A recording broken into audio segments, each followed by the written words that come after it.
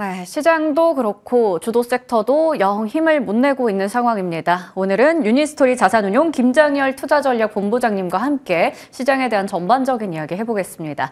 본부장님 안녕하세요. 네, 안녕하십니까. 네, 한 주 마지막 거래일인데 기운 쭉 빠집니다. 그렇죠. 일단 우리 증시가 연이틀 크게 밀리고 있어요. FOMC와 마이크론 실적 이후에 그 쇼크를 좀 계속 받아가는 상황인데 그렇죠. 일단 환율이 계속 올라가고 있죠. 이제는 1,450원이 너무나 당연한 숫자처럼 고착화되는 거 아니냐라는 이야기도 나오고 있습니다. 이런 국면에서는 우리가 방어적인 전략을 좀 취해야 할까요? 아니면 개별적인 뭐 좀 종목에서 기회를 찾아야 될까요? 이미 늦었어요. 예. 네, 늦었고요. 버티거나 비중을 반등할 때 줄이시고 예. 일단 미련과 집착을 버리시고 애착 가는 종목의 수가 그 전에 많았다면은 애착 종목의 수도 반으로 줄이시는 게 맞습니다. 예. 네. 그러면 확실히 지금은 선택과 집중이 중요한데 딱 정말 제한된 쪽에서만 집중을 해야겠네요. 네, 굉장히 어려울 것 같습니다. 예. 일단 외국인 입장에서는요, 연말에 특히 이렇게 휴가 시즌에 잘 플레이를 안 하거든요. 오늘 거래량이 많지 않았을 그렇죠. 겁니다. 한산하죠. 네, 그런 상황에서도 일단 조금이나 노이즈가 되는 거는 갖고 가고 싶어하는 심정이 아니죠. 우리나라가 탄핵 정부 이런 게 없더라도 그래도 이맘때는 한산해지고 좀 자기가 갖고 있는 종목 중심으로만 플레이를 해서 애매한 시장에 형성되는 시기가 한두 주 마지막에 있는데 지금은 조금 우리가 전국이 안 좋고 우리의 어떤 법 개정해가지고 투자가들을 위한 어떤 정책이랄까 이런 것도 좀 애매하고 더군다나 최근에 나온 실적 전망이 삼성하이닉스에 대한 것도 계속 낮춰진 데다가 어저께 결정적으로 마이크론 실적에 대한 전망에 대한 쇼크로 받아들여질 만한 그런 코멘트가 일파만파 연파를 미치고 있는 거고요. 그다음에 한국의 경제 성장률이 다른 나라로 하면은 뭐 일본 어제 금리를 안 올렸습니다만은 올릴 수도 있는데 다음을 미뤘고 그다음 엊그저께 나온 대만도 경제 성장률이 우리보다 2배거든요. 미국은 더 잘 나가고 물론 어저께 오늘 조정 받고 있지만 그러면은 어차피 주가가 많이 간 미국 같은 경우는 조정에 대한 두려움까지는 걱정이 있죠. 다른 나라는 반등하려는 어떤 부양 정책이 있죠. 우리는 이것도 저것도 아니잖아요. 이것도 저것도 아니니까 애매하다 싶어서 연말에 내년에 다시 돌아올 거 없어요. 지금은 뚜렷한 게 없으면은 굳이 포트를 많이 가져갈 필요는 없고 당연히 그러니까 새로 사는 주체는 굉장히 약하다 이렇게 말씀드릴 수 있겠죠. 오늘 보면 개인들만 계속 사고 있는 상황이긴 한데 또 우리가 이런 상황에서는 너무나 활발하게 매매를 하기는 쉽지 않다라는 말씀도 좀 주신 것 같습니다. 자, 그러면요 주요 섹터 중에서 반도체 이야기를 좀 해볼 텐데 확실히 미국의 마이크론의 실적에 대한 우려 속에서 그쪽에서 주가 크게 급락 나오는 걸 보니까 레거시 반도체가 굉장히 업황이 좋지 않구나를 한 번 더 느꼈습니다. 그러다 보니 SK 하이닉스가 미국에서 보조금을 받았다라는 이제 확정 소식에도 불구하고 오늘 주가가 굉장히 또 많이 밀려요. 17만 원 선이 깨지기도 했는데 하이닉스 미국의 이 보조금 받는다는 뉴스보다는 마이크론 영향을 너무나 크게 받고 있네요. 네, 보조금은 아무 뉴스가 아니고요.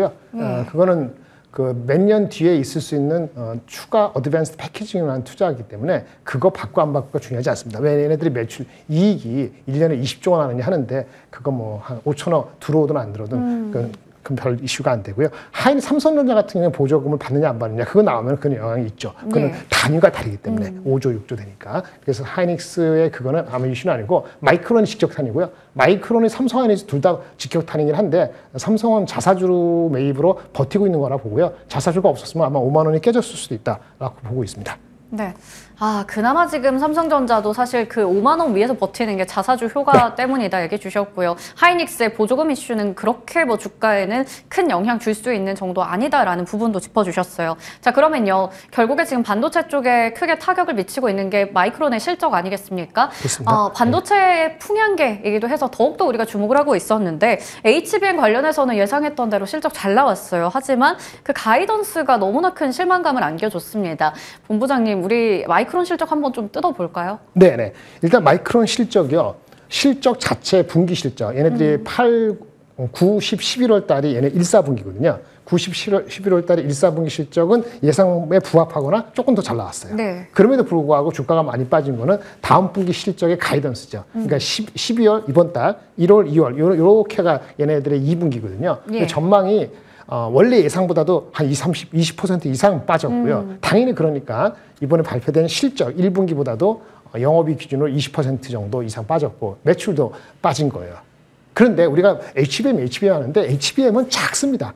그러니까 시장에서 작아요. 그러니까 HBM이 작은데 그동안 각광받은 것은 작은 게 성장이 폭발적이고 마진이 좋으니까 각광을 했는데 어느 정도 에스티메이트 예상이 되고 나서 보니까 이게 뭐지? HBM의 비중은 마이크론 같은 게 아마 10% 정도 대비 안 되고 삼성전자도 20% 레벨 정도 20% 25%고 하이닉스가 그나마 40% 가까이 되는 건데 거꾸로 나오면 하이닉스도 60%, 그다음 삼성전자 70% 이상, 그 이상이 레거시잖아요. 레거시는 일반 디램하고 휴대폰이고 많이 말씀드렸는데 이거는 중국의 수요가 주로 많이 영향을 미치고 얘네들이 잘 안 팔리다 보니까 PC 휴대폰 업체들 재고가 쌓였고 그런데 연말 되는데 수요는 별로 없고 이렇게 되니까 그런데 중국의 CXMT라는 회사가 이 레거시, HBM을 별로 하지 않으니까 레거시에 공격적으로 가격을 밀고 나오고 이게 겹친 것이 이미 8월부터 본 건데 이것이 지금 연말 가서 더 가속화돼서 12월, 1월, 2월 넘어가는 마이크론의 실적 우리도 1, 2월 때 영향을 미치죠. 여기에 적지 않게 영향을 미친다는 걸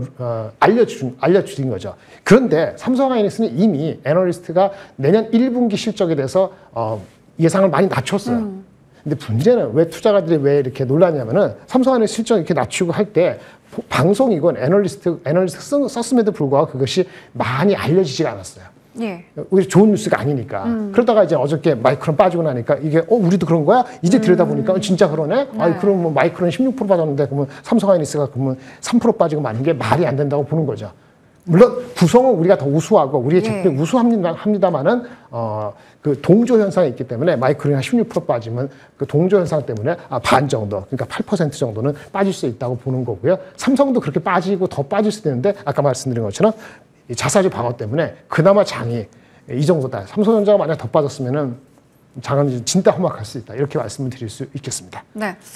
그러면요. 마이크론 때문에 이번에 한 번 더 그 메모리 반도체 겨울론이 좀 현실화되고 있는 상황인데 디램 가격도 큰 폭으로 내려가고 있고요. 메모리 쪽 전반적으로 업황 어떤 상황입니까? 네. 메모리 쪽 전반적으로 낸드가 가장 안 좋고요. 낸드가 디램 전체 사이즈의 60% 이하입니다. 많은 이것은 수요가 미리부터 안 좋았기 때문에 계속 내려가고 있어서 일부 나오는 것이 내년도 어느 시점에 이런 식으로 가다가는 감산해야 되는 거 아니야? 1년 반째 이런 얘기가 나오는 거죠. 물론 삼성이 먼저 하지는 않을 수 있겠습니다만은 마이크론이 먼저 할 수 있고 다른 낸드 업체가 감산을 할 수밖에 없을 수 있어요. 왜? 이런 식으로 하면 곧 적자거든요. 아직은 적자가 아니더라도 그게 가장 안 좋고요. 그 다음에 일반 레거시 디램, PC 휴대폰, 즉 마이크론이 많이 익스포즈 된 거 이쪽에 이익률이 뭐 30% 40% 올라가다가 이런 식으로 되면 조금 더 빠지겠죠. 그리고 HBM 20% 30% 되는 거 이거는 여전히 견조하고 HBM 쪽은 가격이 조금 약간 5%씩 오르고 있습니다만은 수요 자체에 대한 전망이 예를 들어서 3개월 전에 100이었는데 내년 1분기가 그럼 이번에 다시 예측해 보니까 150이냐 이건 아니거든요. 그러니까 그것이 그 레거시의 그 아주 험난한 경로를 갖고 있는 이 네거티브 부정적인 거를 만회를 못하는 거예요. 그래서 지금 삼성전자 하이닉스도 1분기 실적, 4분기 발표 안 됐죠. 근데 1분기 실적이 4분기보다 한 10% 이상 빠진다는 게 컨센서스예요. 주가는 선행하기 때문에 1분기 실적이 일시적이고 2분기부터 올라온다 하면은 바닥을 치고 바로 올라올 거예요. 근데 문제는 1분기까지 내려가는데 2분기가 바닥인지 1분기가 바닥인지 컨센서스가 한쪽으로 잡히지가 않고 약간 갈리기 시작합니다.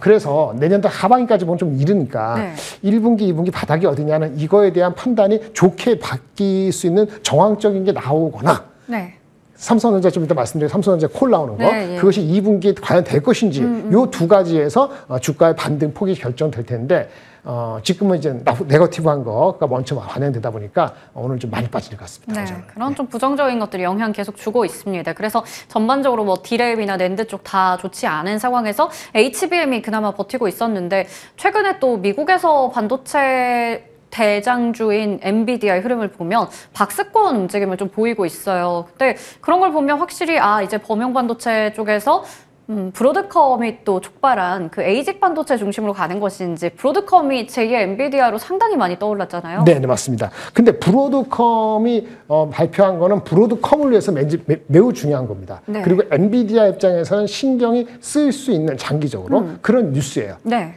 우리한테 뭐냐? 삼성전자 하이닉스한테 좋은 뉴스입니다만은 그것이 우리한테 의미 있게 다가오는 시점이 내년이 아니고 내후년, 2-3년 뒤에 좀 더 기다려야 되네요. 그러니까 우리의 주가에 그것이 의미 있게 지속적으로 영향을 미친다기보다는 HBM하고 짝짝꿍 하는 GPU, 여기 네트워킹, 에이지 이 구도에서의 싸움이다. 네. 그러면 엔비디아가 어떤 그 엔비디아만 공급하고 그것이 모든 게 아니고 좀 다양화될 수 있겠구나. 이 정도로 이해하시고 수요가 장기적으로 좋구나라고 생각하는데 지금 이제 이 겨울을 지나가면서 봄 이전에 삼성은 콜이 안 났고 레거시가 워낙 나쁘고 이거에 의한 압력을 어떻게 견디느냐. 이거 중요한 거니까 브로드컴이 얘기한 건 뭐냐면은 자기네가 구글인가 메타하고 몇 군데 잡아가지고 그네 커스터머용으로 애플리케이션 그 특정 용도의 네트워킹 칩이나 AI용으로 칩을 개발 중이라는 거거든요. 그럼 개발하면 시장 사이즈가 자기네가 지금 매출이 한 1년에 500억 불인데 이 사이즈가 한 1000억 불, 900억 불 정도 될 수 있다는 건데 그게 3년 뒤란 말이에요. 그러니까 얘네 그 이익의 폭이 뭐 30%, 50%, 60% 증가할 수 있다는 전망의 근거가 될 수는 있지만은 문제는 그것이 삼성하이닉스의 이익이 얼마 될지에 대한 계산을 할 수 있는 증거까지는 구체적으로 연결되는 건 바로는 아니기 때문에 약간의 괴리는 있다.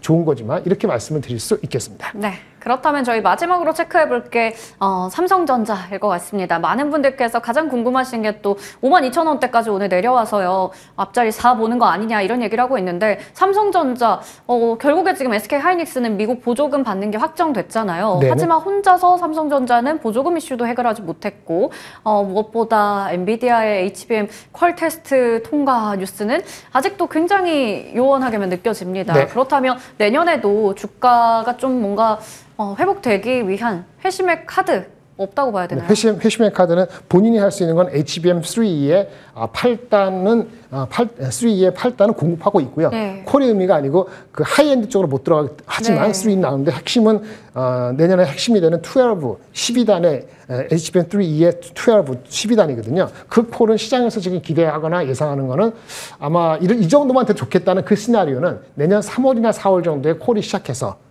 콜이 빨리 되면 내년도 하반기 정도에 본격적으로 공급할 수 있으면 좋겠다는 게 그나마 좋은 시나리오입니다. 이게 된다고 안 된다고 예단을 하는 건 좀 일러요. 따라서 그때까지 내년도 가을, 여름, 봄 정도 지나서 여름 들어갈 때 구체화되는 것까지 기다리거나 그렇게 돼야 되는 거죠. 그때까지는 1분기 실적이까지 4분기, 1분기 안 좋은 거니까 그냥 버티는 거고 자사주로 버티는 것밖에 없습니다. 네, 일단은 지금 실적 안 좋다라는 것도 알고 있고 증권가에서 대체적으로 이제 7만전자로 굉장히 그 목표가가 평준화가 된 상황이거든요. 그렇기 때문에 내년에 2분기에 콜 시작하고 하반기에 공급되는 것 그것만이 최선의 시나리오로 보일 수 있다라는 부분까지 함께 짚어주셨습니다. 오늘 전반적으로 반도체에 대한 이야기 함께 나눠봤습니다. 지금까지 유니스토리 자산운용 김장열 투자전략본부장 나오셨습니다. 고맙습니다. 네, 감사합니다.